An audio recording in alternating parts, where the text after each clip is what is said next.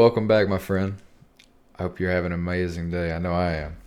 Something that I wanted to bring to you guys today, something you can start to wrap your mind around, or maybe you've already thought about it many times before.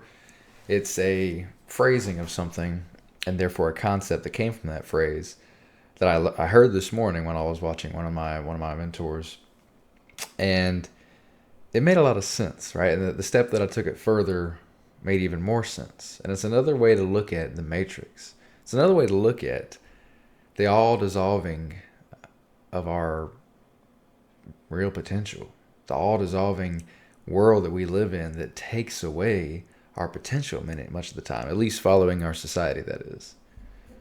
What I'm talking about here is what I learned about this morning as the mirror maze.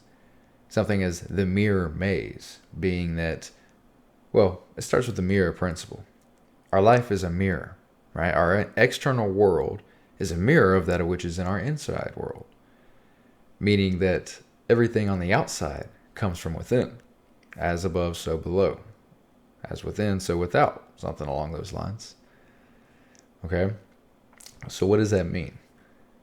And how do you take responsibility to actually internalize and make use of that understanding or concept? Well, it starts with being one with yourself. It starts with taking a step back out of all those things that you choose to put your time and energy into. Right? It takes you really understanding that maybe you're not using your energy and time and resources as wisely as you possibly could. Or at least not as wisely as you could for a certain determined output. Okay? As above, so below. Look within to see what's on the outside. Right? It might be hard for you to take responsibility for the idea that your outside world is just your inside pushed out. Meaning everything on your outside world is coming from within. Most of us live in a lacking state our entire life. So what do we have on the outside? Some sense of lack somewhere, or maybe everywhere by chance. It comes from the matrix, right? Being stuck inside of the system, the physical world, the three-dimensional living by which we must see to believe, we must see to have. But in reality, all great things start within. No matter what, all great things start within. Anything starts within, from the imagination. But most of us are conditioned and taught over time and over our life to only use our imagination to our downside, right? Or we are in a constant state of not being in control. We have an entire habitual pattern by which we go by day in and day out.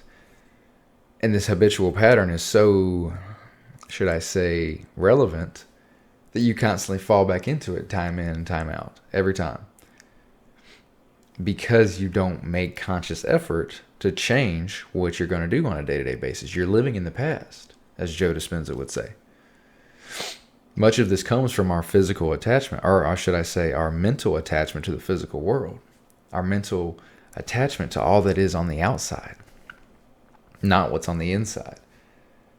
You see, we are conditioned from our birth. Alan Watts talks a lot about this. We're conditioned from our birth to always look on the outside for things of value. The house, the money, the cars, the people. When in reality, there are many people who are extremely happy. Definitely the minority, might I add. But there are people who are happier than you could imagine. Or they create more abundance than you could imagine. They have more sustainability and wholeness than you can imagine. Yet they have nothing.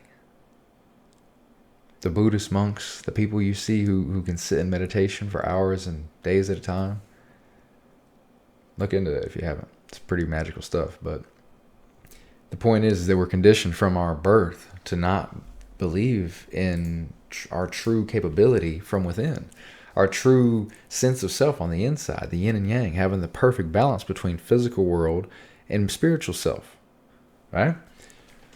Because many of us are stuck in the mirror maze, being that we're constantly in absorption and reaction to everything that is being mirrored back to us.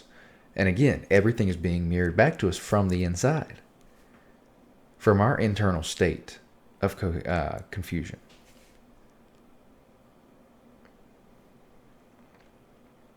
You must break out of this maze by developing an awareness to these lower emotions, these denser emotions that hold your soul tied to the physical world.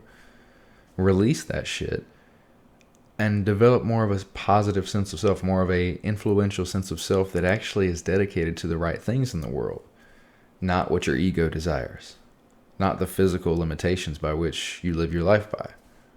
I'll never be better than this. I'll never be better than that. I'll never be able to escape whatever said pattern that you've been in your entire life.